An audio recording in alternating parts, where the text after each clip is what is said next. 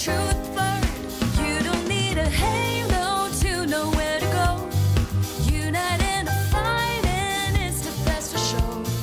If you don't believe me, watch this video. It's truth with every word. It's Old Truth word. You don't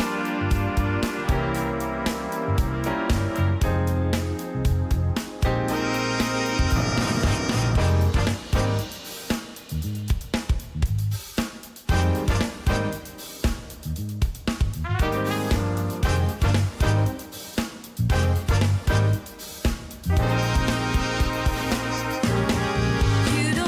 halo to know where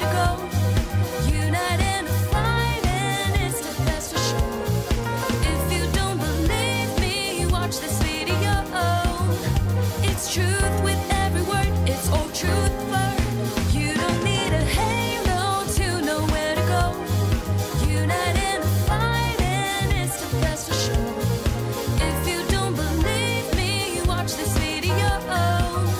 It's truth with every word. It's Old Truth word. You don't need a halo to know where to go.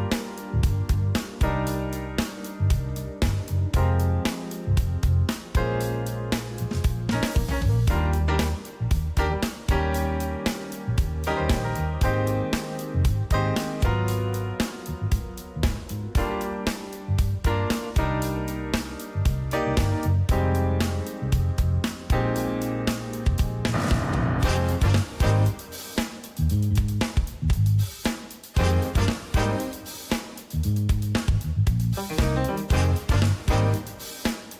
Truth word. You don't need a halo to know where to go. Unite and fight, and it's the best for sure. If you don't believe me, watch this video. It's truth with every word. It's Old Truth word. You don't need a halo to know where to go. Unite and fight, and it's the best for sure. If you don't believe me, watch this video. It's truth with every word. It's Old Truth word.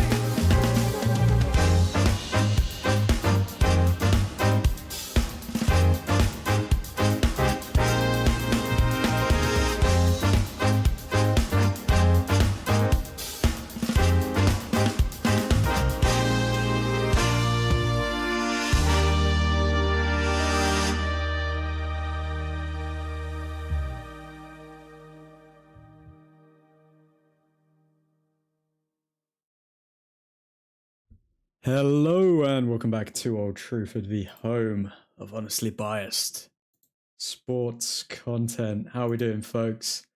Tonight we are going to be covering rebellion within the ranks or just another BS news story.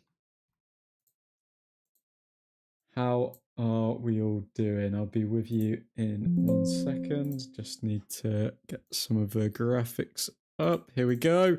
Okay. But yeah, today we are going to be covering Christopher Vivell supposedly irritated with Ruben Amorim. Bit of an interesting one. I mean, it sounds like BS to me, given the fact that, Fabrizio Romano literally said that the club are still backing Amorim and very strong in their stance in backing Amorim, and now a day later we've kind of got a bit of a BS news story about Christopher Vivell and Ruben Amorim. Thank you, whoever is sending those beautiful hearts and celebration. emojis, but Nick, the Dutch Destroyer, is in the chat. Hello, boys. Nick, how you doing, man? Hope all is well. We've got an interesting one tonight, an interesting one indeed. So, let's get started. Let's start off with Bruno Fernandes. So Bruno Fernandes has created the most chances in the Premier League in 2025. 103. Funnily enough, I mean, Brian Mbeumo, 65. It's crazy, but we've got the two players within the top five, which any other team doesn't seem to have. Two other players in their side. I mean, the bad thing is that we're missing both of them, and we have been for the past 3 games. Doing well considering. How about you? All good, man. All good. Just keeping the grind up, keeping the daily shorts, keeping the daily live streams alive, keeping my sanity in check. But yeah, all good. Thanks, man. Well, considering what's considering, Nick? What's up, man? Has there been any further update on the school incident? Keeping hope for United. I don't think even I can do that, man.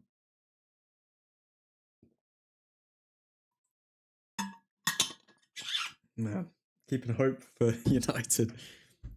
You've got to be a dreamer, but you've also got to be a bit delusional to keep hope for United. But we do it anyway, because that's what the home of Honestly Biased Sports is all about. Yeah, there is another problem that added up, but ask me, Horseman, about it. Sal, man, I'll drop you a message. I should have time after today's stream. I think this is going to be a pretty short one tonight because there's not too much to talk about. Apparently, there's going to be a really explosive, embargoed press conference with Ruben Amorim, but I'm not going to hold my breath because I think some people are just looking for trouble, you know. But let's move on with the news. So, talking of Christopher Vivell, following the 1-1 draw away to Fulham in August. I mean, we're going all the way back to August for this story. I mean, does anyone really care? But yeah, I guess we'll have to see. Christopher Vivell, according to sources, was irritated at how United's system was so brazenly explained and exploited. Christopher Vivell was understood to have been so surprised at the comments made by Marco Silva and Alex Iwobi that he sent them to the WhatsApp group of United's senior leadership and is said to have outlined the need to evolve to a less predictable system. I mean, Christopher Vivell could be angry at Ruben Amorim because of his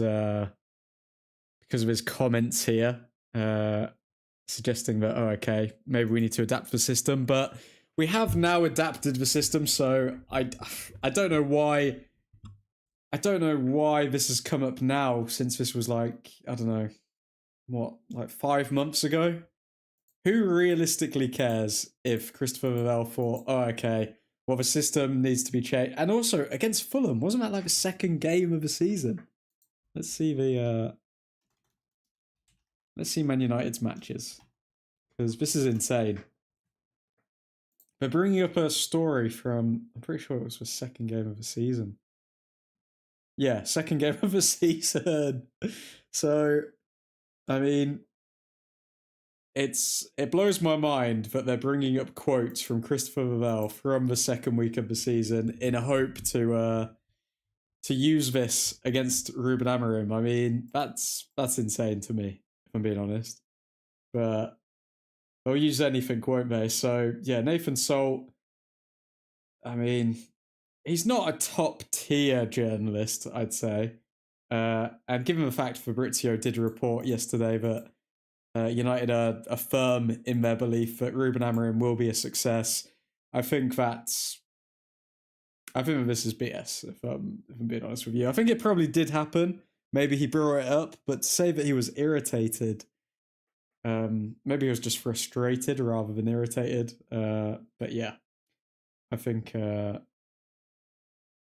I think this one is a bit of a BS story. Wishing a happy birthday to former Red Johnny Evans. Big up Johnny Evans. Jason Wilcox's dialogue with Amorim is continuous, whether it be at Carrington, on flights between matches, or on the platform at Stockport train station. United's director of football is routinely passing his thoughts on. In recent weeks, it has become increasingly apparent through Amorim's comments that those conversations are more fraught. What? Now let's look at the definition of fraught, because they love throwing in these random words because they want to throw people off. So, fraught, definition of fraught: filled with or likely to result in something undesirable. Wow, okay. Causing or affected by anxiety or stress. So, in recent weeks, it has become increasingly apparent through Amorim's comments that those conversations are more filled with or likely to result in something undesirable. I mean, I think they're really digging for some views and clicks here. I mean, so even though Fabrizio Romano yesterday literally said there's no question over Ruben Amorim, United are fully backing him, all of this, all of that. Now, all of a sudden, Nathan Salt, who is not the most well known, I mean, he's included his TikTok followers in his description. Sweet Jesus. I think I'm sorry. I don't know if I buy all of this stuff, if I'm being honest. On Friday afternoon, the smiles, shoulder taps, and wise cracks were nowhere to be seen. His comments on little chance of new recruits in January only added to the belief of strained relations. I mean, it's not like Ruben Amorim's smiling in every single press conference. I mean, in some press conferences, he looks proper annoyed, and it's mainly because the journalists ask him the same questions every single week, and he has to do about 10,000 interviews. So for him to say that because he's not smiling in this press conference, that's the reason that Wilcox and him are having a disagreement, I think Nathan Salt is trying to bait in the haters, the Amorim haters, if I'm being honest. And they've probably eaten this up and made about like 20 different YouTube videos saying that Amorim's close to being sacked and Ruben and Bruno's going to go as well. And it's just, I don't know, man. It's so forced. The news is they communicate in the club, and like every team, that there are discussions. That's actually sad. I know, man. I know. There's nothing to chew on here. Like, I mean, it's so obvious of a fluff piece that we see negative United fans just eating this up. It's mad. It's mad to me. But let's see what else we got here. The Manchester United players are largely open to working on multiple systems. Luke Shaw, Mason Mount, and Aiden Heaven have publicly advocated for Ruben Amorim's original 3-4-2-1. Others are eager to switch to a back four. How funny that he how funny that he literally says Luke Shaw, Mason Mount, and Aiden Heaven have publicly advocated for Ruben Amorim's original 3-4-2-1. But then when it comes to others who are eager to switch back to a back four, no names are mentioned. So he's pretty much picked three names that are like bound to have said what he's saying, because I mean they've said it publicly. So this is what journalists will do. They will wrap up their lie with a nice little blanket of truth. So the truth in this is that the Manchester United players are largely open to working on multiple systems. Luke Shaw, Mason Mount, and Aiden Heaven have publicly advocated for Ruben Amorim's original 3-4-2-1. So everything highlighted here is truth. And then they like to just add a little curveball. So then they're like, oh my God, there's trouble in the ranks. Oh my God, players are turning on Ruben Amorim. And that's why he's included others are eager to switch to a back four at the end. I mean, that's like saying some players prefer playing in a back four, some players prefer playing in a back three. I mean, it literally tells us nothing, absolutely nothing. But thank you, Nathan. Then what do we have? So Aiden Heaven is our player of the month for December. Big up Aiden Heaven. I mean, definitely been a standout these past few games. Player of the month winners so far this season: Mbuemo twice, Fernandez, De Ligt, and Heaven. It goes to show that we started very well when it came to the forwards, but it seems like the forwards have petered out a bit, which is why De Ligt and Heaven, 2 centre backs, are now winning the Player of the Month awards, which is poor form, to be fair. Poor form. I mean, obviously they can have standout performances, but I think we shouldn't expect a forward to win Player of the Month for January either, given the fact that Fernandez is out.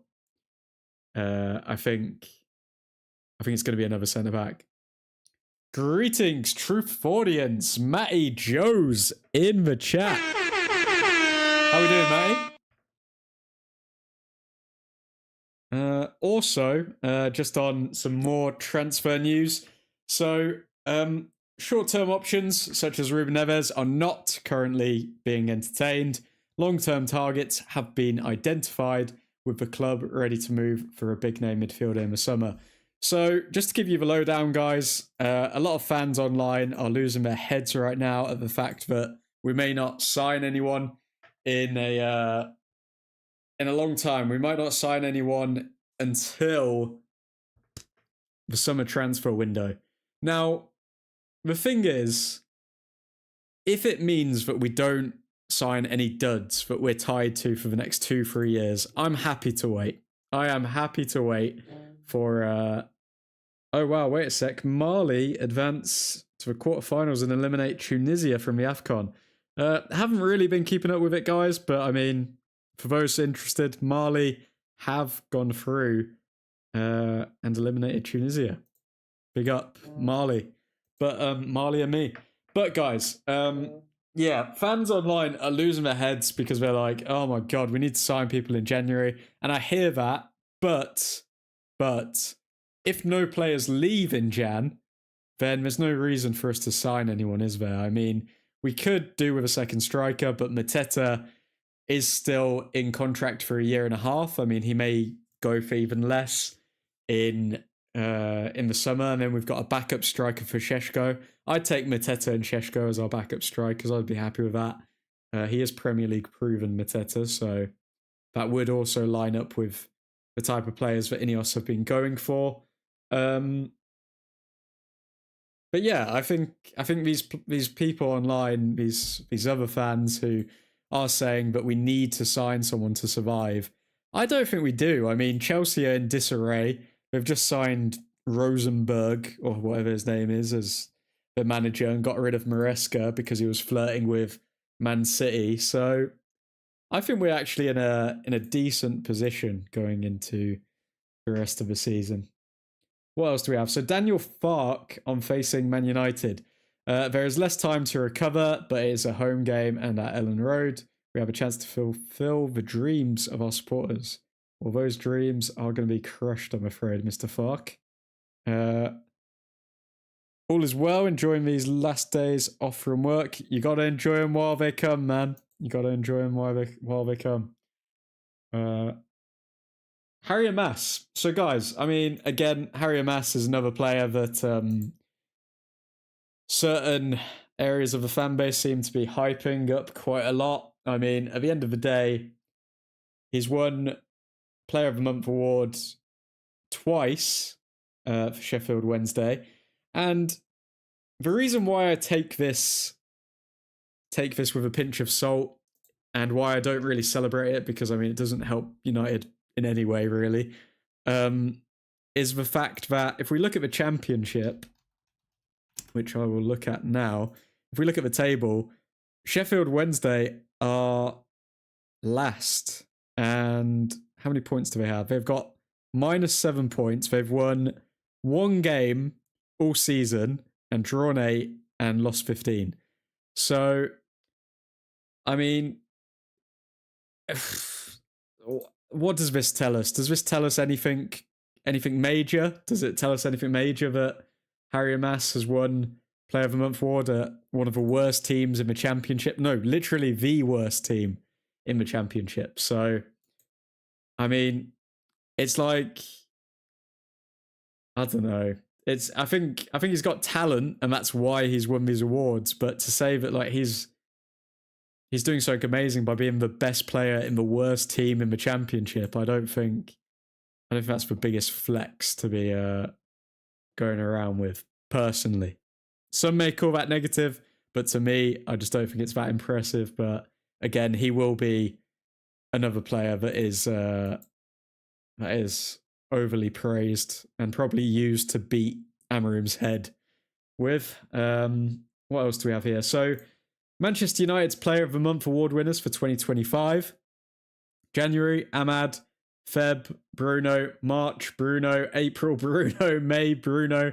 August, Mbuemo. September, Bruno. October, Mbuemo.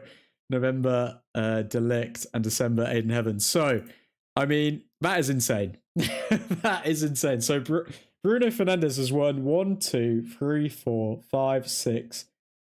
He's won half of the Player of the Month awards for 2025 at Manchester United. And people still want to get rid of him. I can't take it, lads. Bruno is the legend we don't deserve. Honestly, Nick, he is. Because as bad as the live streams are now when we watch the matches and Bruno Fernandes is still here, I mean, imagine how boring they're going to be when Bruno Fernandes is not at the club anymore. Oh, my God.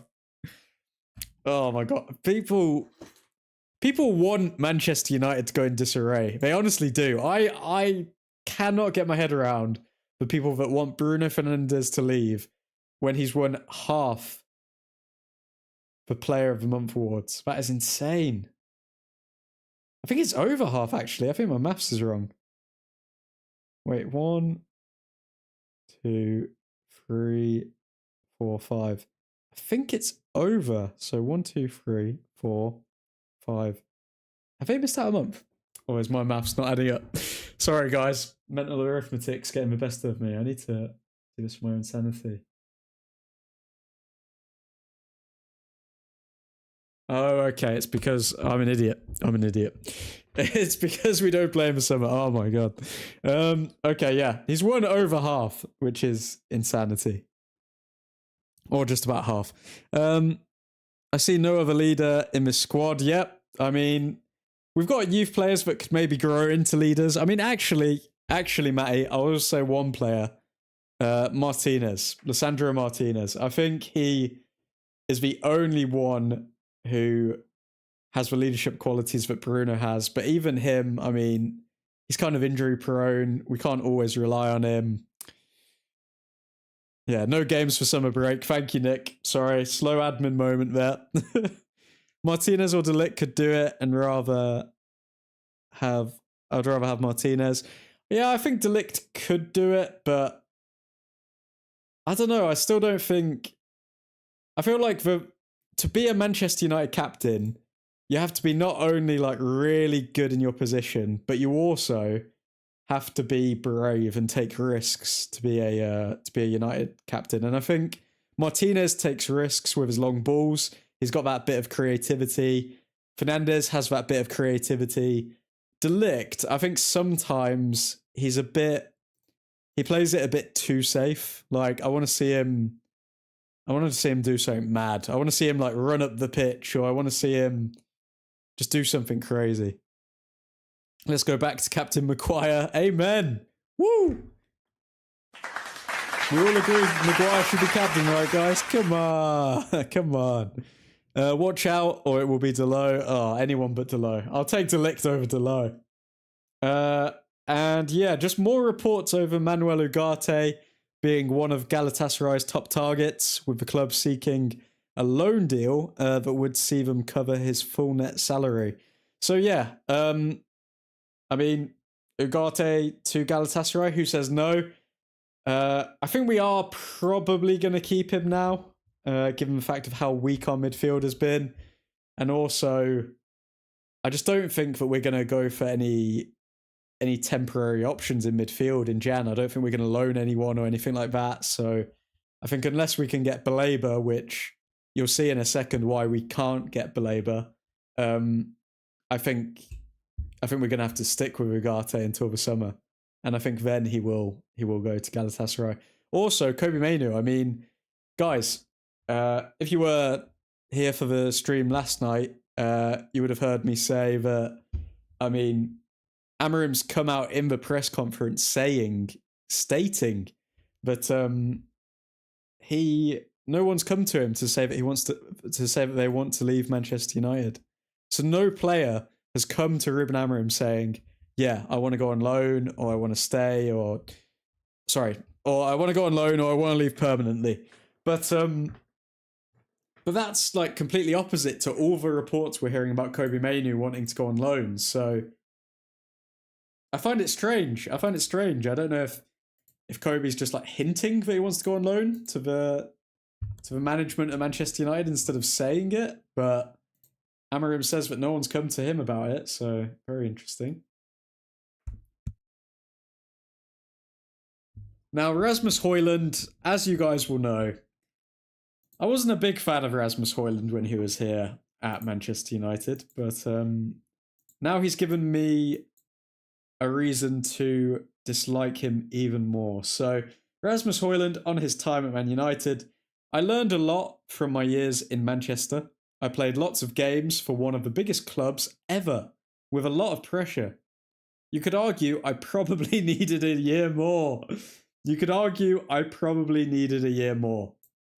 He's the only one who could argue that. No one else was thinking, other than the bloody, I don't know what to call them, but the United fans who are buying the, oh, Rasmus is young, we need to believe in Rasmus, keep Rasmus, please. Or because he would do like interviews with the United stand or something. I mean, at the end of the day, Rasmus Højlund needed to leave Manchester United. And when he says that you could argue I probably needed a year more, no one is arguing that other than him and those fans who are just diehard Højlund fans. But I feel like it was hard for me not to take that step because I was a United fan. Now, this is interesting. So, like, I don't know why he's saying in past tense, I was a United fan, but bro, it comes off salty, man. It always comes off salty with Højlund. I think after he begged to stay and the club were just certain on selling him, I don't think he's been all there ever since. I mean, he's doing sly digs on Instagram saying what a good decision looks like. He's saying, I was a United fan. I mean, that's just... Apparently he was a lifelong United fan. Does everyone remember that? Does everyone remember when Rasmus Højlund, when he first joined for the club, was a lifelong United fan? And now he's saying in past tense, I was a United fan. All because he couldn't turn up at the club. I mean, poor from him. Very poor. This is what he says. I'm more calm now, and I don't draw too many conclusions. I'm more focused on the bigger perspective in that sense. I'm a better football player, and a bit more experienced now. I don't know, man. Let's look at... I can't get up on the screen, but I'll just look now. I want to see Rasmus Højlund's Instagram, because I've not looked at this since... I've not looked at this since he was a United player, because, you know, when they leave, you got to unfollow them.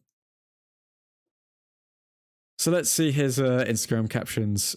Christmas came late this year. What a great decision looks like. No context, Rasmus. I mean, he's saying that he's grown up and he's matured and he's more calm now. But I still see him posting cringy Instagram captions whenever he scores a goal. Rasmus. But yeah, that's just a little side one on Rasmus Højlund there for those who are interested in him. But yeah, I was a United fan. Salty Rasmus. Then we've got some bad news on Baleba when it comes to January. So Brighton CEO Paul Barber on Manchester United and Carlos Baleba. No call from Old Trafford. No call from anyone connected to Manchester United. We have no plans or desire to sell Carlos in this window or in any future window. But we know he's a talented player and he's got a lot of options ahead of him in the future.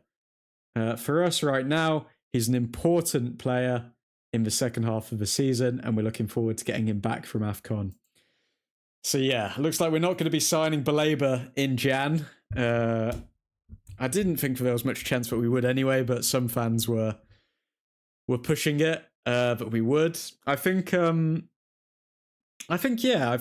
an interesting one with Baleba. I mean, again, his form's not been amazing this season, so given the fact that we have seen the emergence of other players like Anderson, Wharton, I'm seeing conflicting reports. It does feel like it's between Baleba and Wharton right now who we're gonna sign. I mean, where are Nottingham Forest right now? Actually, that's something that we've got to watch out for. So Nottingham Forest are on 18 points. Sean Dyche plays West Ham next. If West Ham were to win that game, Nottingham Forest would be 1 point off the relegation zone. Now, if Nottingham Forest were to get relegated, I mean, Elliot Anderson's going to be off. He's going to want to leave, and that means we may be able to get him at a cut price. Now, there's a lot of ifs in that sentence of, okay, if Nottingham Forest get relegated, if Elliot Anderson chooses us over like Man City or someone, then we can get him. But I don't know. It's a hard one. Do we go for Baleba or do we go for Anderson? I mean, Ruben Amorim seems to be obsessed with Baleba, but I don't know. I feel like Anderson seems like the next gen Declan Rice, the type of player who's going to be around for a long time. DVO, who is this Nathan Salt and how credible is he? Nathan Salt is a writer for, I think, the Daily Mail or Mail Sport, one of the two. We'll check out his profile in a little while, but Nathan Salt, he's essentially, I'd say that he's like maybe like, if you had to rate him on a percentage scale, I'd give him like 75%. But he's decent. But at the same time, when I'm reading the article that he's released and all the quotes from it today, I mean, it just looks like a load of BS. It looks like he's made something out of nothing, and yeah, he's made this negative narrative with Vivell and Ruben Amorim, which I'm not a fan of. Given the fact that Fabrizio Romano literally said that INEOS are backing Amorim all the way, like literally yesterday. So it's a bit of a dodgy one, if you ask me. Nick, or we get Champions League and get massive pull. Oh, that's what we're talking about. I do think we're going to get Champions League now that Chelsea have sacked Maresca. I honestly think they're going to self-implode. I think the squad is going to self-implode.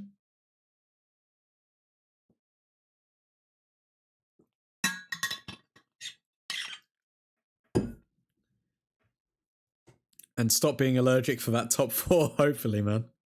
But we need some to sign someone in winter to make sure we can finish top 5. I think we'll be able to finish top 5 anyway. DVO. I honestly think we will. I think we've got enough quality players to finish top 5, but if we did bring in one more like experienced midfielder, or even maybe a Mateta from Crystal Palace, if Xerxes was to go, then yeah, I think we'd nail top 5 easy.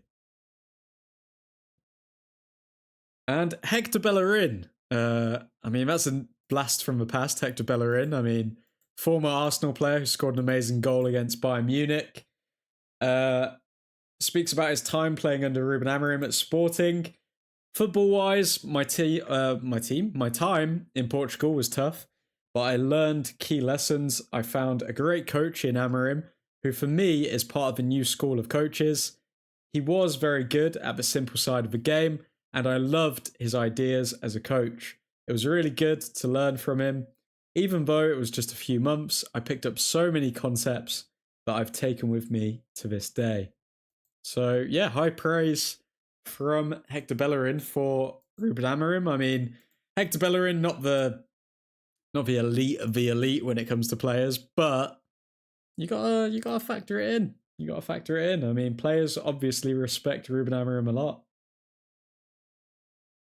Brighton expect Carlos Baleba to return from AFCON to play a key role in the second half of the season. There's been no formal approach from United yet, and one wouldn't be welcomed by Brighton. Yeah, I think United know that there's no point pissing them off and just saying, yep, we want Baleba, we'll give you 70 mil, and then they're just going to be like, yeah, we want like 90 because we need him to actually finish in a decent position in the Premier League table. I mean, Brighton are 8th themselves. Brighton are only 2 points behind Manchester United. Obviously, we've got a game in hand, but Brighton only 2 points behind us. They could arguably say, well, we need Baleba to challenge for Europe. We want to get into the Europa League or somewhere like that. So they are going to value Baleba very highly. So yeah, I think it'd be redundant going for Baleba at this point. We need a goal scorer, just someone who is clinical. Of course, Brighton Hove Albion will say Baleba is a key part of their team to keep his value appreciated. Yeah, they're always bound to say it, aren't they? But I think that they actually mean it this time as well. I mean, like, it's not like they're just saying it for a player who's not going to be a key part of it. I think Carlos Baleba is very much in the heart of that team. And if they do want to get Europa League football, they're going to need Carlos Baleba in that team. But yeah, Nick, what you're saying there, we need a goal scorer. I think the reason Mateta is going to do so well is I actually think that these strikers that come with little expectation seem to just absolutely blow up at United. I mean, you look at Cavani that we got on a free. You look at Odion Igalo. You look at Weghorst. You look at... I mean, Zlatan did come with a bit of expectation because he's Zlatan, but he came at like, 36 years old or something. So you look at all of these players, all of these strikers that either came on frees or came for little amounts of money. I mean, strikers, when they don't come for a lot of money, seem to perform really well at United. I mean, the only striker who performed decent so far in like recent memory, who was a striker for a lot of money, I think you've got to look at maybe Lukaku. I mean, and even Lukaku got torn apart for his first touch. I mean, but you have to go all the way back to Lukaku, who came for like 70 mil, who actually had a decent goal scoring record. Like, he did score some important goals for United. Just a no-name gunslinger who will go a legend. I'm going Mateta. I think Mateta would actually be good now, purely based on that dumb theory that they just need to come with little expectations and then they'll blow up. What else do we have here? So Bruno Fernandes is the highest rated midfielder in the Premier League this season. Wow. I mean, does that shock anyone? I mean, if it weren't for Haaland, he would easily win Player of the Season. Or maybe Declan Rice, actually, because he's kind of... I'm surprised Declan Rice isn't up there. I mean, maybe he's second, but yeah. Fabrizio Romano, Man United keep talking with Carlos Baleba's camp, and Baleba would love to move to United. For sure, United are on it, but Brighton don't want to sell him in January. How long is left on Baleba's deal? How long is left on Baleba's deal at Brighton?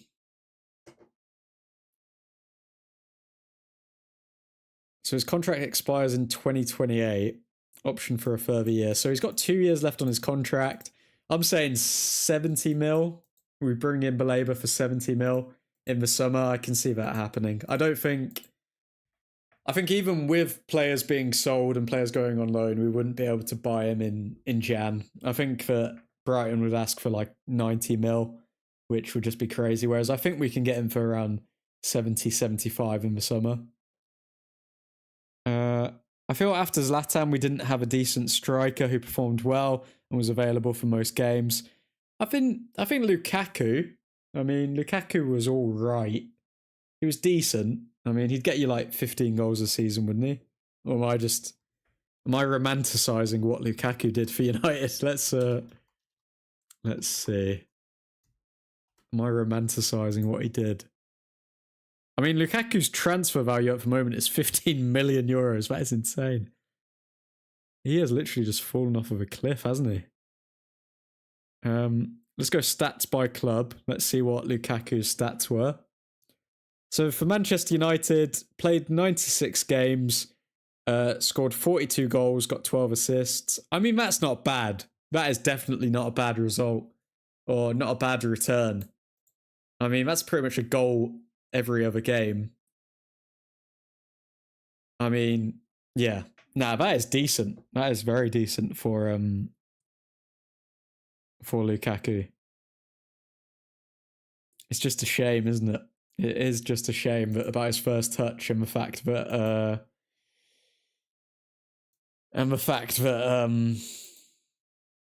I think he wanted to leave, but I think he was torn apart for his first touch, and he didn't score in any big games. It was always against the small teams where he scored.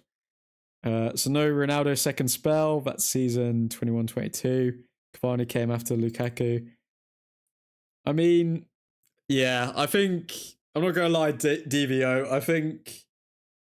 I feel like we did have a lot of decent strikers after Zlatan, but because yeah, Ronaldo's second spell. I mean, scoring a hat trick against Spurs, hat trick against Norwich. Even then, I guess you could argue the goals weren't as consistent. I mean, he had good games, but did he have a good season? It's a hard one. Cavani came after Lukaku. Yep, Cavani. I mean, Cavani, for what he brought to the team, you gotta put him up there as well. And this is an interesting one as well. Michael Carrick is high in West Ham's thinking if Nuno is replaced. Now, this would be amazing for us because Agent Carrick here, and hear me out, this is how all the pieces come together. Agent Carrick goes to West Ham. He brings West Ham up from 18th to 17th. Nottingham Forest drop into the relegation zone. Nottingham Forest get relegated. And then we get Elliot Anderson at a cut price instead of the supposed 100 million. I think it's been quoted in reports. 100 million, crazy. I mean, skill-wise we have, but Martial and Cavani were out so frequently. Ronaldo's second spell was a fever dream. It was a fever dream, to be fair, but I guess I know what you mean skill-wise, but at this point, do we need a skillful striker? I feel like we just need someone who's going to bury their chances. Like, Šeško has had some decent chances, and he's just been unlucky with them. Unlucky or inexperienced, and he thinks that he's got more time than he actually does.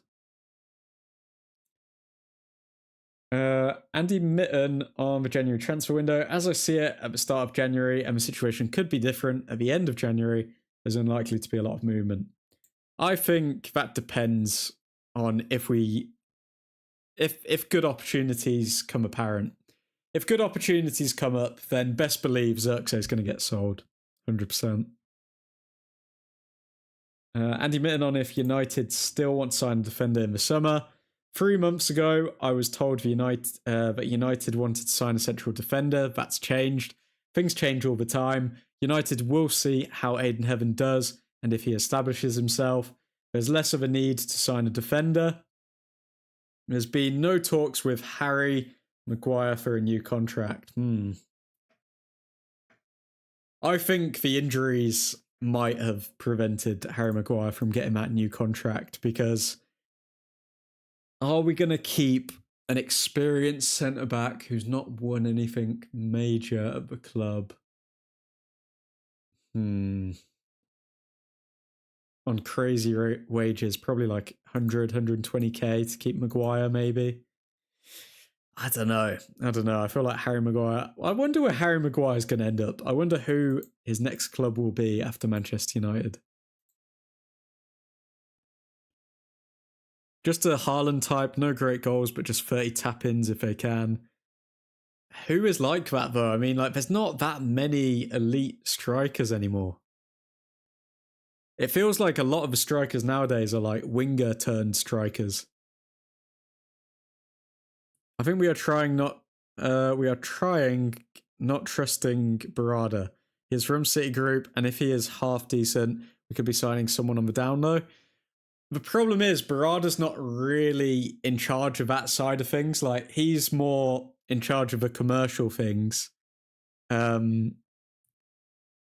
Whereas we're looking at Christopher Vivell, we're looking at Jason Wilcox for opportunities in the transfer market. I mean, Christopher Vivell, he is decent when it comes to transfers and he does do good deals, but I think in the January market, it's very rare that you sign someone on a decent deal. Very, very rare. But this is the final piece of news, guys. So we are only 2 minutes away from it. So I'm expecting some quotes to come out soon. But yeah, we've been seeing some things that, let me see if I can pull it up here. I don't know if I'll be able to get it all the way up. But yeah, so Beanie Man Sports up here. Let me just read this top bit out because you guys can't see it on the screen. So he came out saying, "I've tried my best, but Manchester United won't let me upload it. I'm sure everybody else will rip it though, haha." And then Mr. Alex Shaw, who is the Daily Telegraph sports news editor, ex-ESPN, says total nonsense. And then Beanie Man Sports says, "What is?" And he says, "The idea there is going to be some exceptionally spicy / amazing Amorim quotes at 10:30 p.m. There isn't." And Beanie Man Sports replied with, "Nobody said anything like that. You can see this as a reply, right? I just wanted to clip one specific moment, which I think is good." And then Alex Shaw said, "The bloke you replied to did," then deleted the tweet. And then there's people with large followings claiming he's gone nuclear. He's done nothing of the sort. And then we've got, because that's what United fans want, this effing arrogant Twizzock out of the club. Man United fans online want Amorim out, so they're making up that he's gone nuclear in comments that can easily get debunked in 2 hours' time. Okay, then. Which, it's crazy because the mainstream, like, even mainstream reporters are like, bro, all of the online fans are lying about Ruben Amorim. Like, you know, it's bad when the mainstream are even saying, like, dude, like, this makes no sense. Why are you lying? Like, the online, this is what I've been saying for years, though. The online fans, people like, again, I'm not going to put myself in the same category, but like people like, let's say, Mark Goldbridge, Alice Talks Footy, Saeed, who else have we got? I don't know. Those are the ones that come to my mind. Like, they're anti-Amorim. They're so anti-Amorim, and it's crazy that people say, "Oh yeah, mainstream media with these Manchester United narratives." It's not the mainstream media anymore. It's within our own ranks, people. It's within our own ranks of Manchester United fans. They're eating each other alive, and they're eating the manager alive. Like, and this little interaction just perfectly shows that. I mean, even Alex Shaw is like, Man United fans online want Amorim out, so they're making up that he's gone nuclear in comments, but can easily get debunked in 2 hours' time. Okay, then. It's crazy. It's crazy. Let's see what you guys are saying. But yeah, the quotes from that press conference should be out now, actually. So I'll see if I can get that up on another page and read it out. The Amorim witch hunt ramps up, says Ethan. Yep, it does indeed. Trufordians, Ethan Johnson in the chat. How you doing, Ethan? By the way, admin and chat, does anyone know when was this press conference shot? Was it right after Wolves draw, or this was done yesterday? I think it was done yesterday, DVO. I think it was done yesterday, if I'm not mistaken. But yeah, that's everything. Let's see if some quotes have come out yet. Okay, so it looks like they are coming out. I'll see if I can I'll see if I can get the direct ones, because sometimes these fan channels like misconstrue it a bit, you know? So I want to get the direct quotes from the Manchester United website if they're out. Let's see.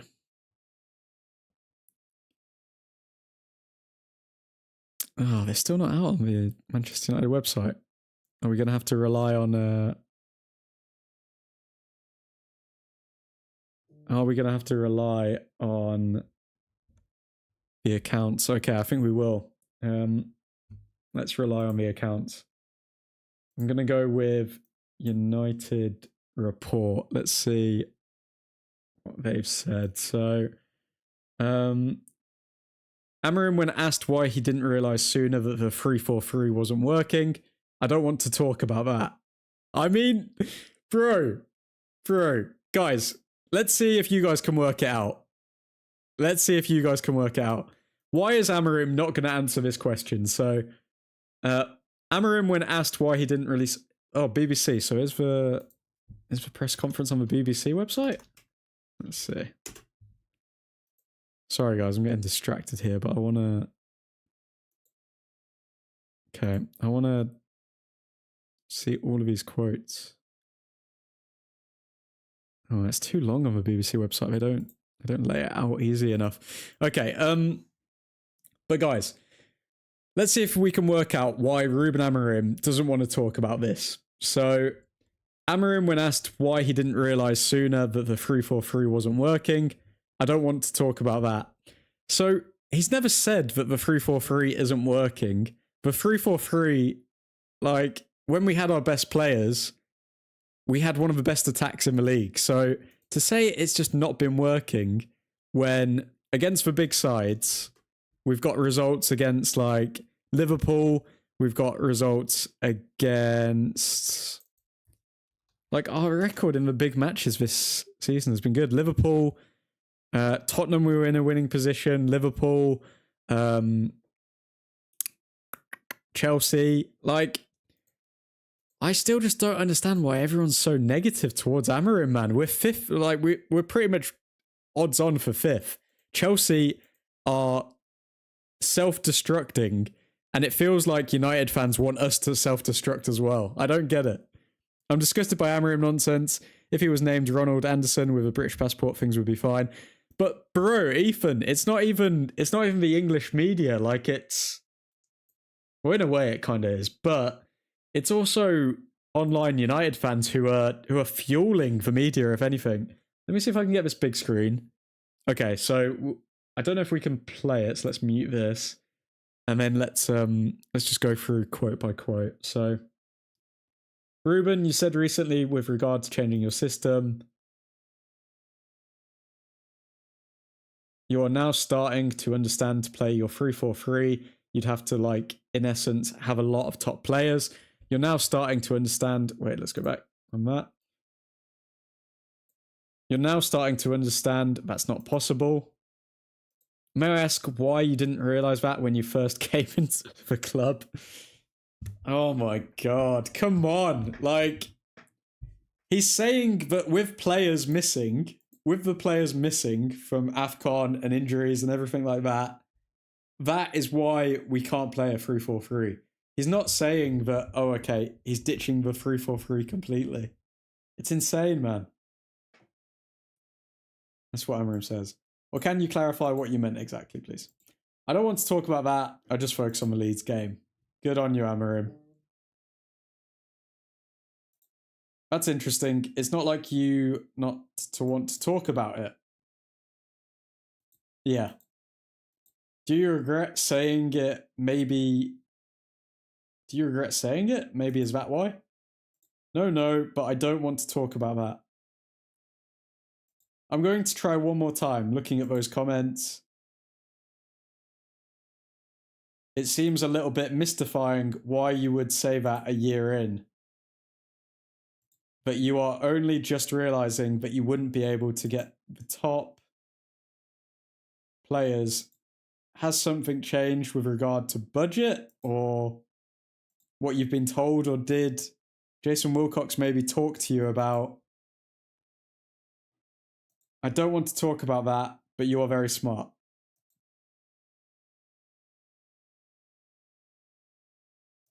Okay, so is he hinting at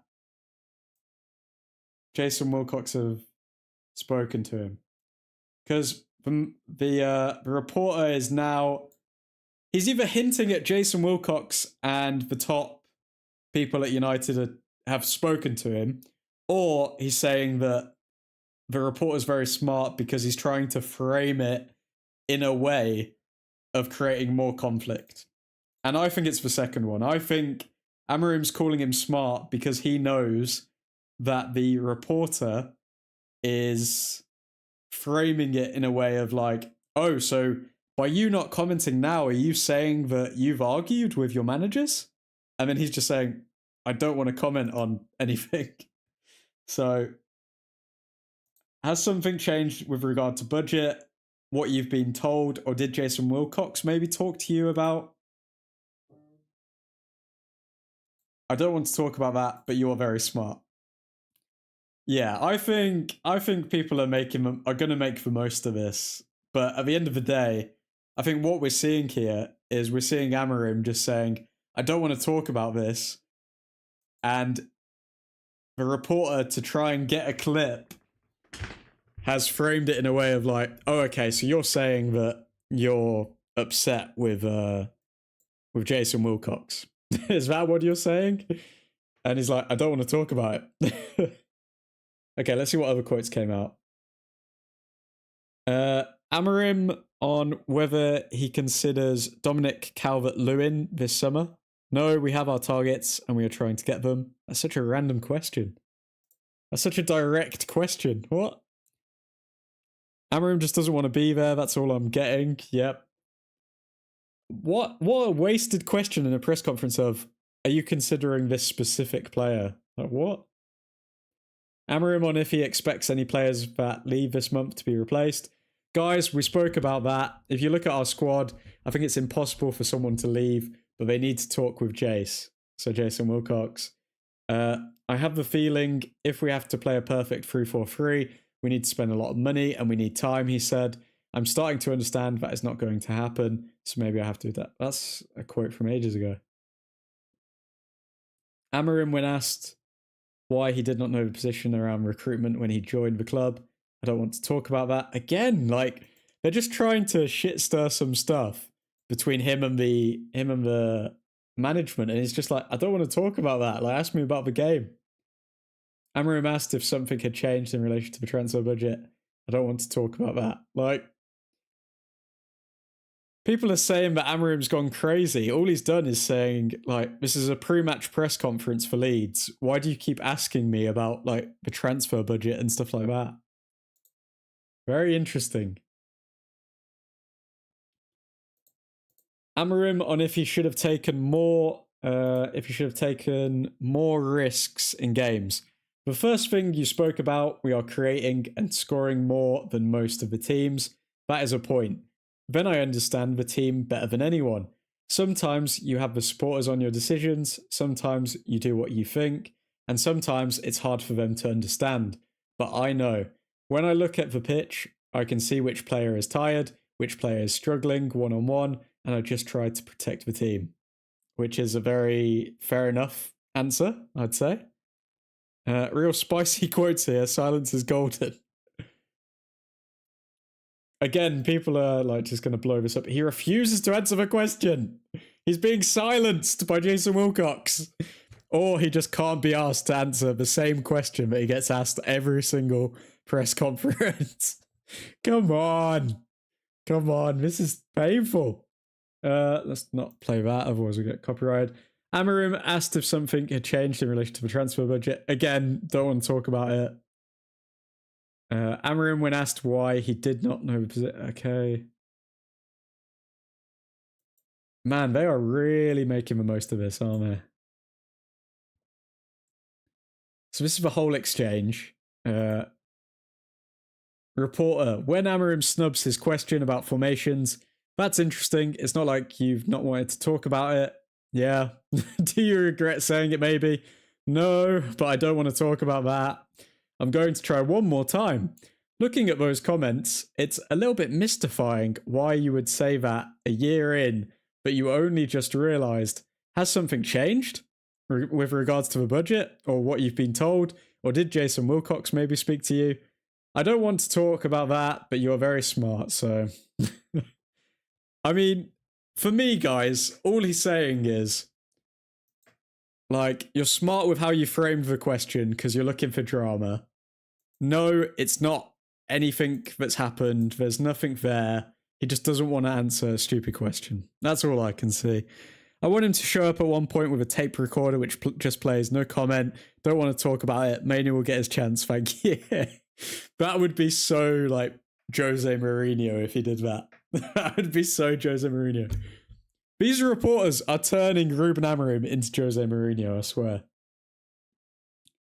Is this what people were waiting to see? As you were, complete non-story. At least Sam from United Peoples has something about him. Oh, okay, so it was Jamie Jackson who asked him. Wow, Jamie Jackson. Very interesting.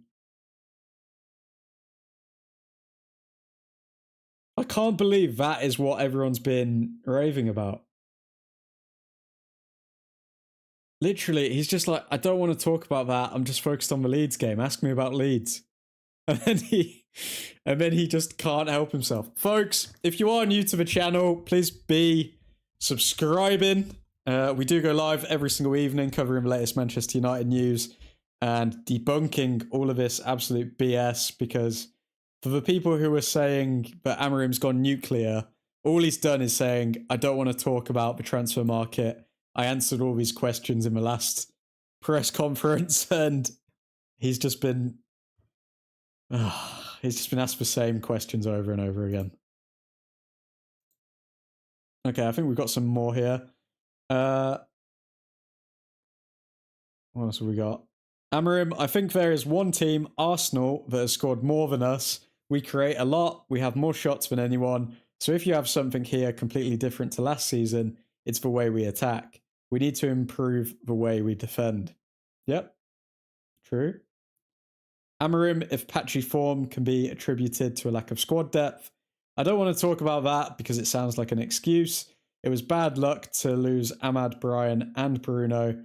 They had more creation in the opportunities than the rest of the team. If we lose the three of them at the same time, any team in the world will struggle and then mount.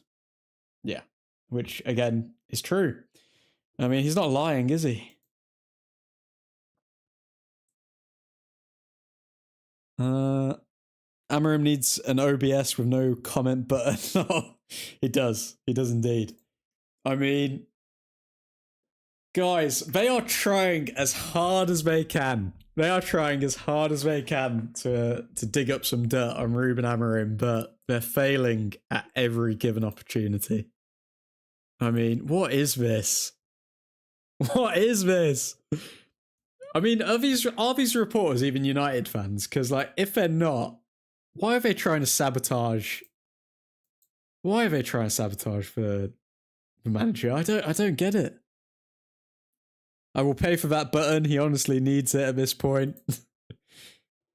Oh my god, what else has come out? We may as well look at the whole press conference while we're here.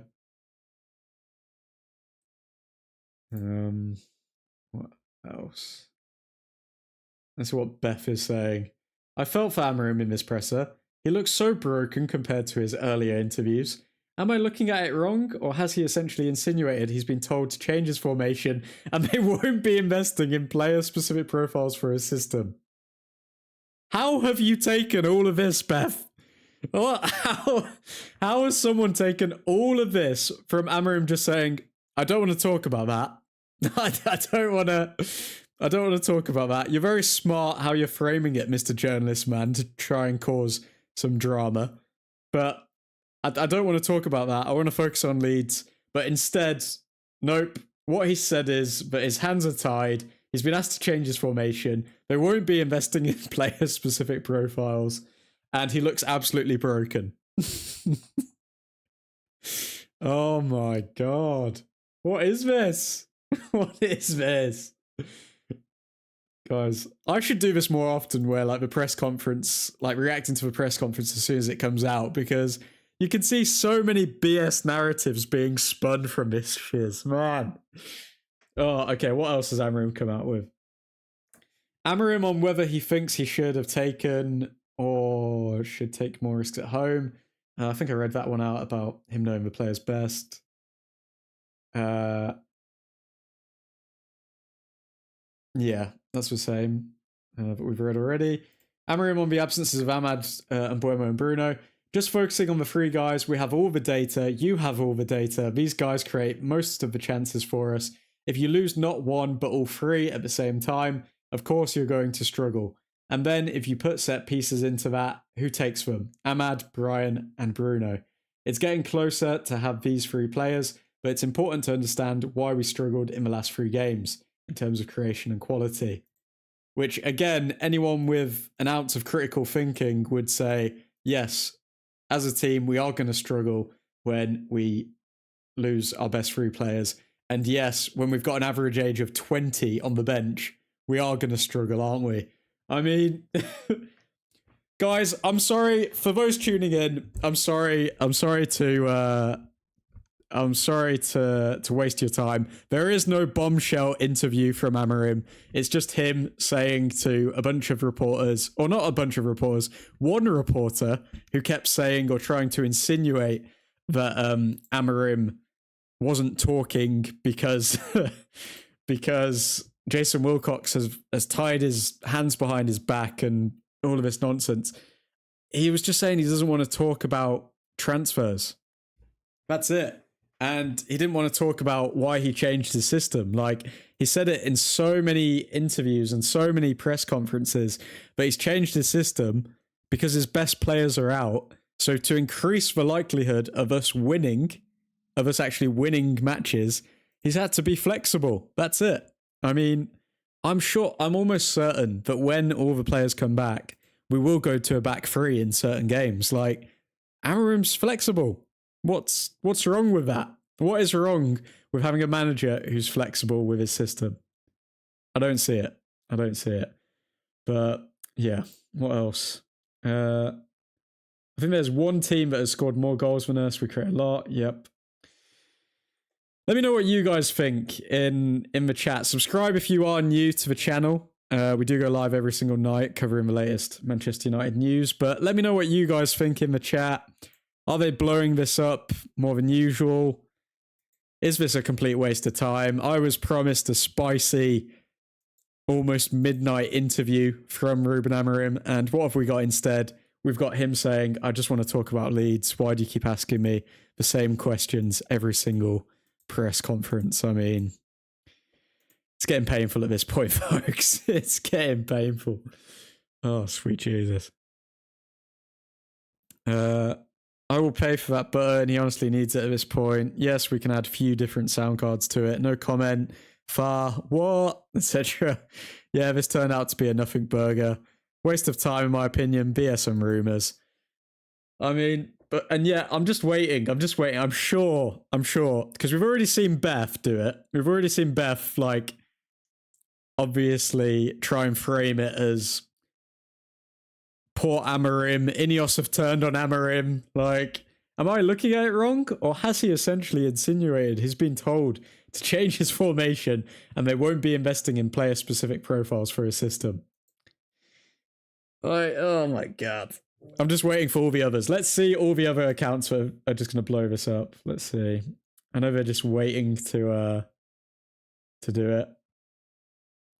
Amorim on if he expects replacements to come in this month. Should a player leave? Guys, we already spoke about that. If you look at the squad, I think it's impossible for someone to leave, but they need to speak to Jason Wilcox. Ruben Amorim refused to clarify his own word. Oh, now look at, even Fabrizio's getting in on it. Even Fabrizio's bloody click farming here. So Ruben Amorim refused to clarify his own words on not being able to meet the cost of building a squad to play 3-4-3. I don't want to talk about that, but you are very smart. Oh, it never ends. It never ends. Folks, if you haven't already, drop a like on the video, subscribe if you're new. for more debunking of this absolute BS. Okay, now look at this. We got another comment saying that hung him out to dry. We've seen this. Amorim on needing investment in other areas. We could be better with the squad we have when defending, not suffering goals like we did in the last minute of the first half against Wolves. That can change the dynamic of the game. We are scoring more because we have different characteristics that help us be more creative. So it's basically saying, yeah, we could do with some more defenders probably, which we all know because there's got to be something wrong with us defensively, whether it's a midfielder or just the centre-backs themselves, or even the fullbacks. I mean, Delo letting Rodgers just cut in on him. Terrible. Lowell Fabrizio took the first line and last of a complete paragraph of statements. It's crazy what these people do, man. It's genuinely crazy. But then people don't have the time to read through the entire thing, so they just see the one highlight line and then they just run with it and they just have a completely different narrative of what Manchester United is actually like. I mean, if you look at the defending, it's not just defenders, it's defending as a team, it's the urgency. I know we can be better in that department without any investment. Yep, very true. I mean, Amorim's just speaking in a way where he's like, okay, odds are we're probably not going to bring anyone in because we can't get any of our permanent targets like Baleba or Anderson. So that's where we're at. That is where we're at. I don't know what more we can say there. Ruben Amorim, when asked why he didn't realise sooner that the free for it again, don't want to talk about that. And another steak ad, Jesus. I don't know, guys. I don't know what to say. I feel like every press conference. So, like in Jan, we've still got, what games do we have? Let's look at Man United's games in Jan. And then I need to get started on a short. So we've got Leeds tomorrow. We've got Burnley. We've got Brighton. We've got Man City. We've got Arsenal. So we've got 5 games left in Jan. How many questions do you want to bet that Ruben Amorim's gonna get? All centered around, are you going to play anyone? I mean, sorry, not play anyone. Are you going to sign anyone? Is anyone going to come in? Is anyone going to leave? Is anyone this? Even though, like, he's not the one who's in charge of transfer business. Yes, he probably gets a say as manager, but ask, like he says in the press conference, ask Jason Wilcox. Ask Christopher Vivell.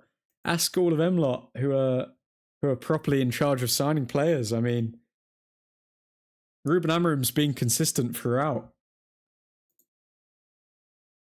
And if he expects any players that leave this month to be replaced, guys, we already spoke about that. If you look at our squad, I think it's impossible for someone to leave, but they need to talk to Jace. And we'll leave it there, folks. I mean, let me know what you think of Ruben Amorim's press conference in the comments. But yeah, we will leave it with that. Absolute nothing burger, as DVO says, and waste of time, as Mr. Matty says. But folks, thank you for joining me. Drop a like on the video if you haven't already, and subscribe if you are new to the home of honestly biased sports content. But for now, big shout out to the members, Mr. Kieferbix, Mr. Ethan Johnson, Nick, the Dutch Destroyer, and our very own Mr. Matty Scott. I salute you, sir. Thank you, admin, Trufordians. Good to see you, Matty. Good to see you. Good to see you all. Good to see you, Nick. Good to see you, DVO. Good to see you, Ethan. And yeah, we'll leave it there. But have a wonderful evening. Have a wonderful afternoon. And I will see you tomorrow for the game. But for now, Godspeed.